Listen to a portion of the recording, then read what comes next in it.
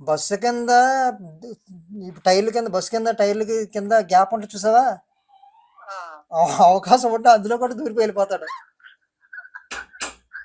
కొంచెం ఎత్తు ఉంటుంది. ఆహా, అసలు అవకాశం ఉంటే దాంట్లో కూడా పోతాడు. వీళ్ళకి ఆ కార్లు ఇవ్వాలి, రేసింగ్ కార్లు ఉంటాయి కదా, చిన్న రేసింగ్ కార్లు ఉంటాయి కదా, అవి తీసే వస్తాయి. ఆ?